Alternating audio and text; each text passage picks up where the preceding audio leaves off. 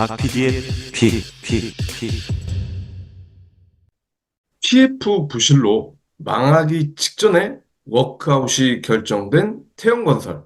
그 이후로 어떻게 됐을까요? 태영건설의 PF 사업장 59곳 가운데 많게는 40여 곳이 공사를 계속 진행하기로 결정을 했습니다. 아하. 그러면 공사를 멈춘 곳은 거의 없는 건가요? 극소수라고 봐야 되겠죠. 이게 참 언뜻 이해가 안 가는데 말이죠. 어제 오후 6시 기준으로 태영건설 사업장 40여 곳 대주단이 사업장 처리 방안을 확정해서 주채권은행인 산업은행에 제출을 했습니다. 어제가 마감이었단 말이죠. 태영이 공사를 맡은 PF 사업장 전국으로 59곳, 이 중 18곳은 착공 전인 브릿지론 단계, 41곳은 공사가 시작된 본 PF 단계입니다. 현재 브릿지론 단계의 18개 사업장 대다수는 이미 처리 방안을 제출을 했습니다. 그나마 브릿지론이니까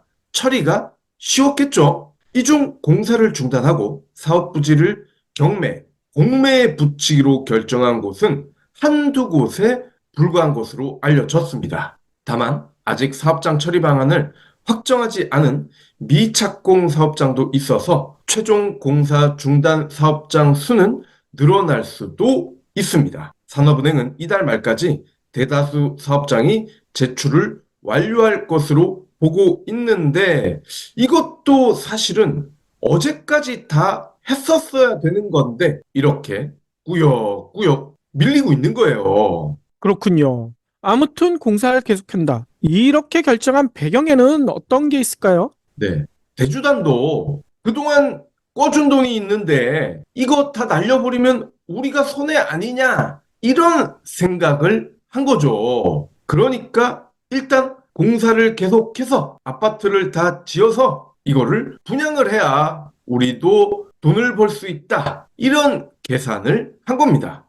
브릿지론 단계의 미착공 사업장의 경우 경매, 공매로 부지를 매각을 해도 회수한 자금이 선순위 채권자에게 모두 돌아가면 중후순위 채권자는 손실을 볼 수밖에 없죠. 다만 공사를 계속해도 분양 시점에서 부동산 경기에 따라서 대주단의 채권 회수 여부가 갈릴 전망인데, 글쎄요. 지금 같은 상황이 2, 3년 안에 180도 달라질 수 있을까요? 그러니까요. 이게 경국지에서 여러 차례 얘기 드렸지만 매몰 비용과 똑같은 얘기 아닙니까?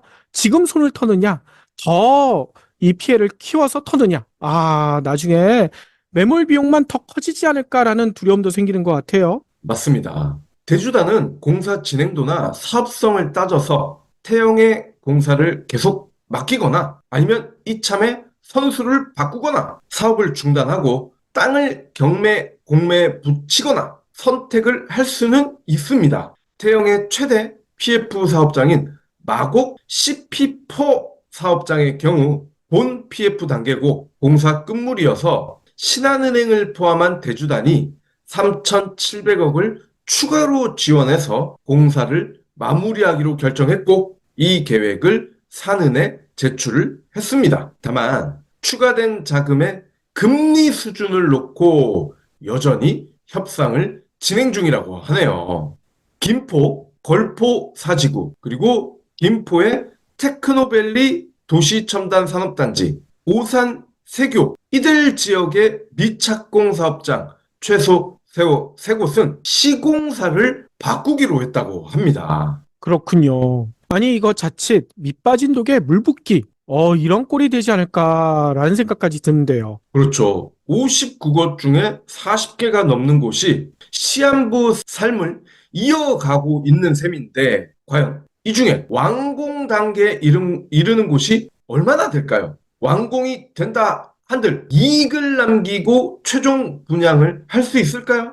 지금 희한한 분양 방식 많이 나오고 있습니다. 반값 할인도 있고요. 심지어 비트코인 결제 분양까지 등장을 했습니다. 왜 이런 게 나올까요? 어쨌건 손해를 최소화해보자라는 시공사들이 울며 겨자 먹기로 이런 식으로 하고 있는데, 태영이 만든 아파트, 오히려 그때쯤이면 더 팔기 힘들지 않을까 싶습니다. 그러니까요. 아니, 태형 브랜드 모르는 사람이 어디 있겠습니까? 그 브랜드 붙은 아파트 분양된다고 하면 일단 깎고 보자. 이런 심리가 작용할 수밖에 없을 텐데.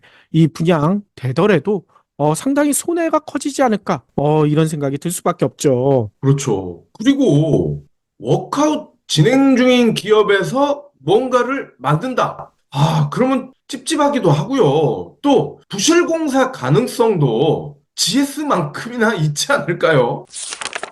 대주단도 이쯤 되면 빌려준 원금을 생각할 게 아니라 원금의 손실을 줄이는 쪽으로 가야 될 것 같은데 이러다 손실이 더 커질 것 같고요. 설마 그래도 메이저 브랜드의 아파트인데 안 팔리겠어? 라는 오만한 생각을 하는 것 같은데 더 이상 오만한 생각은 금물이 돼야 할 겁니다. 브리오 비타민의 스테디셀러 브리오 혈당 밸런스가 업그레이드 됐어요. 혈당과 함께 혈압에도 좋은 브리오 혈당 혈압 밸런스로 새로 출시됐습니다. 혈당에 혈압까지 좋다면 이건 의약품 아닌가요? 병원 처방전 있어야 할 것 같은데요? 처방전이 필요 없는 건강기능식품입니다. 내성이 생길까 걱정스러운 의약품 원료가 아니라 건강기능식품 원료를 써서 안심할 수 있습니다. 장점이 또 있죠? 캐나다에서 완제품으로 수입 후에 식약처의 성분 정밀 검사를 통과한 것은 물론 혈당과 혈압에 관련된 기능성도 인정받았습니다. 혈당은 물론 혈압 관리까지 부모님들에게 꼭 필요한 선물이 될 것 같아요. 그럼요. 제품에 대한 자세한 사항은 브리오 혈당 혈압 밸런스를 찾아주세요. 더 베스트 종합건축이라는 건설사가 있대요. 이 회사의 대표인 김규섭 씨, 62세이신데 2019년 3월 LH의 매입약정 사업 공고를 보고 주택 매도를 신청했습니다. 매입약정 사업은 김 씨와 같은 민간 사업자와 LH가 사전 매입약정을 맺고 사업자가 준공한 신축 건물을 LH가 매입해서 임대주택으로 공급하는 사업이고요. 2019년 처음 도입이 됐습니다. 이후 순조롭게 과정이 진행이 됐어요. 같은 해 12월 LH와 208억 규모의 약정을 했고 공사에 들어갔고 부산시 남구에 6,300제곱미터 규모의 도시형 생활주택 건축에 나섰고 2021년 1월부터 22년 3월까지 3단계에 걸친 LH의 품질 점검도 모두 패스. 그 사이 2021년 9월에는 LH로부터 약정금 125억도 받았습니다. 마침내 집이 다 지어졌고요. 작년 3월 3일 구청은 사용검사 확인증을 발급했습니다. 즉 구청까지 승인이 떨어졌기 때문에 이제 사실상 공식적인 절차는 끝난 겁니다. 그런데 같은 해 3월 10일 LH가 4단계 품질 점검이라는 것을 했고요. 다음 달 4일 김 씨와 최종 매입 약정을 체결했습니다. 그런데 수상한 기운이 감지된 건 최종 매입 약정을 체결한 2달 뒤입니다. LH가 갑자기 외부 기관의 정밀안전 진단이 필요하다. 이러한 공문을 보냈더라는 거예요. 여기도 혹시 철근이 빠졌나요? 철근이 빠졌더라면 LH 자체 4단계 품질 점검에서 드러났겠죠. 근데 그때는 문제가 없었단 말입니다. 심지어 외부 기관의 진단, 약정서에서는 찾아볼 수 없는 절차였습니다. 그럼에도 김 씨는 6차례에 걸쳐 시행된 외부기관 품질 점검에 성실히 응했고요. 요구사항에 맞춰 부분적으로 보수도 이행을 했습니다. 하지만 작년 12월 안 좋은 예감은 현실이 된다고 했던가요? LH가 일방적으로 계약 해제를 통보했습니다. 보수가 불가능한 심각한 하자를 발견해서 계약을 체결할 수 없다는 거예요. 아니, 철근 없는 건 아니라면서요. 그러니까요. 9개월이라는 통상적 수준을 넘어선 긴 기간 동안 이루어진 품질 점검 중에 최종적으로 보수가 필요한 사항에 대한 안내를 기다리고 있었는데 갑자기 계약이 나가리가 됐다는 겁니다. 더 나아가 LH는 계약 해제 사유가 김 씨한테 있다. 약정금의 10%인 12억 5천만 원을 위약금으로 내라. 이렇게 요구를 했고요. 기한 내 안 내면 연체료 5%가 추가되지롱. 이거는 협박 아닙니까? LH에서 통보한 기한은 지난달 1일, 현재 연체료까지 차곡차곡 붙고 있는 상황입니다. 사용 검사도 완료한 건축물이기에 납득할 수 없었던 김 씨, 외부안전진단업체에 건축구조기술사의 구조 검토를 의뢰했고 안전성에는 문제가 없다 결과서까지 받았습니다. 더 의아한 점, LH가 계약 해제를 통보한 지 한 달도 안 된 시점에 해당 주택에 대한 공매에 나섰다는 겁니다. 아니, 공매를 한다고요? 공매는 쓴다는 거잖아요. 김 씨는 LH가 해제 통보서에서 입주민의 안전 확보가 불가하다고 했는데 그런 심각한 건물이라면 사람이 살면 안 되는 거다. 근데 공매를 했다? 이런 이율배반적인 행위, 해당 건축물에 중대한 하자가 없다는 걸 방증한다. 이렇게 항변을 했습니다.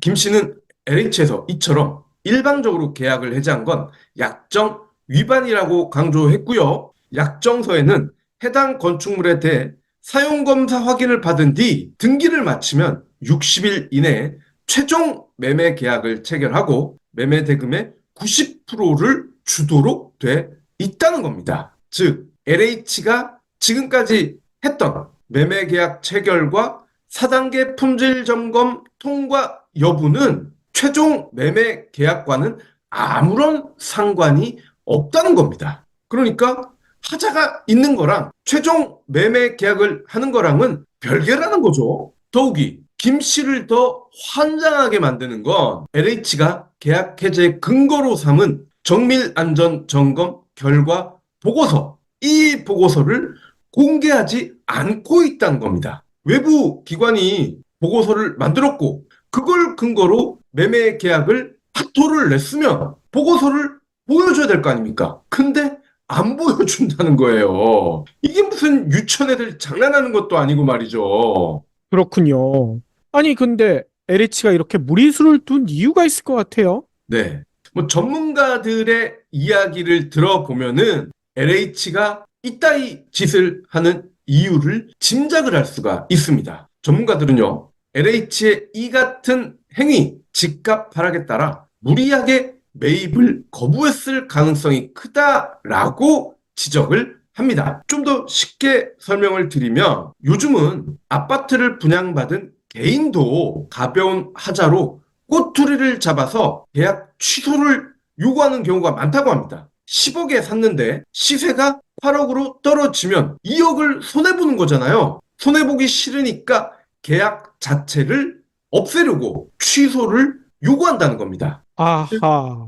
LH도 현 시세와 약정가의 차이가 크게 벌어졌으니까 매입을 꺼리는 거 아니냐, 이렇게 의심할 수밖에 없다는 거죠. 손해는 자기는 절대 보면 안 된다. 뭐 이런 생각을 하나 보죠. 맞습니다. 이런 상황을 전후 사장을 다 알게 된 김 씨, LH의 소유권 이전 등기 절차 수치를 요구하는 내용으로 소송을 제기했고요. 너무 억울한 나머지 언론사에 제보를 했는데 다른 데서는 기사를 써주지 않았고요. 딱 한 군데 오마이뉴스에서만 제보를 받아줬다고 합니다. 공기업인 LH가 계약 전 시세보다 떨어졌다는 이유, 물론 LH가 공식적으로 밝히진 않았지만 그런 이유로 선량한 기업 그리고 그와 관련된 수많은 사람들의 생존권을 위협하고 있습니다. 공기업이라면 오히려 이런 상황이라면 빨리 대금을 지급해서 자금난을 풀어줘야 되는 거 아닙니까? 그게 공기업 아니에요? 건설업에 발을 담그면 공사든 일반 기업이든 금융기업이든 다 이렇게